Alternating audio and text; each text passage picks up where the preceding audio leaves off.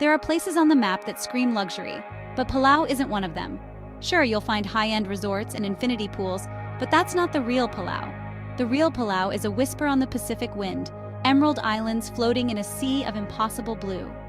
It's a place that gets under your skin, not because of what you can buy, but because of what you can feel. Palau reminds you the world still has quiet corners and genuine wonder, if you're willing to look. This isn't a story about five-star dining or private yacht charters. It's about showing up with a few $100 and a hunger for something real. Palau has made a pledge to its children to preserve its environment.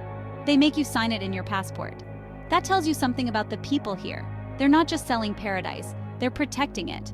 The allure isn't just in the rock islands or the diving spots, it's in the spaces between.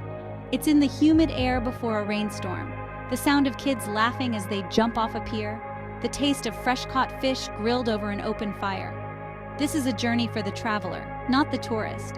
It's for anyone who believes the greatest luxury is connection to the land, the sea, and the people. You're looking at the map, tracing the outline of this tiny archipelago, wondering if it's possible. Can you really experience a place like this on a shoestring? The answer is yes. But you have to be smart, open, and willing to trade the resort buffet for a plate of something you can't pronounce from a roadside stand. You have to be ready to get a little lost. Because in Palau, getting lost is often the first step to finding exactly what you were looking for. And that's where the real adventure begins. Let's talk numbers, $500. In Palau, that sounds impossible, but for a week, maybe 10 days, it's the key to a different kind of trip. This isn't about misery, it's about strategy, choosing experiences over expenses. The best things in Palau are often free or at least very cheap. Your biggest enemies, fancy hotels, organized tours, and tourist restaurants. Your budget pushes you into the local economy, into the real rhythm of the islands. Spend at the small guest house, the market where fishermen sell their catch. The first rule, manage your biggest cost, the permit. The Rock Islands permit is $100. Is it worth it? Maybe. Or maybe the real adventure is elsewhere. Your limited funds become a creative constraint, forcing you to seek out the alternative, the unlisted, the whispered about. Allocate your funds, a chunk for a humble roof, more for food, a bit for transport, and the rest for adventure. Not the prepackaged kind, but the kind you make yourself. A kayak rental, a shared boat ride, a few bucks for a local guide. Your $500 isn't a limitation, it's your passport to the real Palau. The less you spend on comfort, the more you gain in experience. That's the secret. Forget the resorts. Your home in Palau will be something humbler and better. Look for guest houses, small family-run places tucked away on side streets or in quiet villages. For $30 or $40 a night, you get a clean room, a fan, and maybe a shared kitchen. More importantly, you get a host who knows the island inside and out. These guest houses are the heart of budget travel in Palau, your entry point into the local community. Your host isn't a concierge. They're a grandmother with fresh-baked bread or a fisherman with tide tips. Another option, the homestay. Live with a Palauan family, share meals, and learn the customs. It's not for everyone, but the payoff is immense. Genuine connections and lasting memories. Do your research, but be ready to find something when you arrive. The best places are often the ones you stumble upon. A simple, clean room is all you need. You're not in Palau to sit in a hotel. You're there to be out in the world. Your bed is just a place to rest after a long, good day. Food in Palau tells the story of the sea, the land, and its people. To eat on a budget here is to eat well, if you know where to look. Start at small markets and roadside stands. This is where the real food is. Forget tourist traps. Look for handwritten menus or just point at what looks good. Breakfast, fresh papaya, sticky rice cake, strong coffee. Lunch, bento boxes, rice, grilled fish or chicken, pickled veggies, maybe potato salad. Cheap, satisfying, and portable. Dinner, family-run eateries, a few plastic tables in a yard. The freshest fish you've ever tasted. Grilled with lime, maybe a side of taro. The quality of the ingredients speaks for itself. Don't be afraid to try things you don't recognize. Ask questions. People are proud of their food. Try mangrove crab, fresh sashimi, coconut water straight from the source. Eating this way isn't just about saving money. It's about respect and participation in the culture.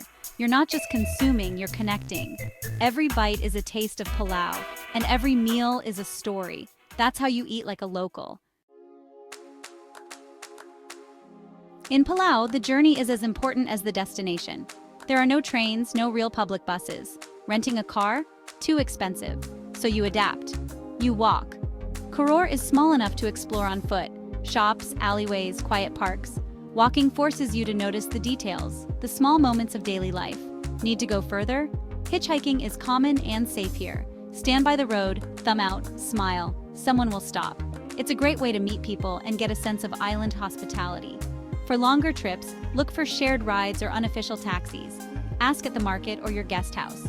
Chip in for gas, get a ride, and a conversation.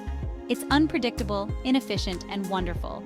Or rent a kayak, paddle into quiet coves, deserted beaches, see the rock islands from a new angle. Your arms will ache, but the reward is silence, solitude, and freedom. Getting around on a budget means embracing a slower pace. Transportation becomes an adventure in itself. The real currency of Palau isn't the US dollar, it's conversation.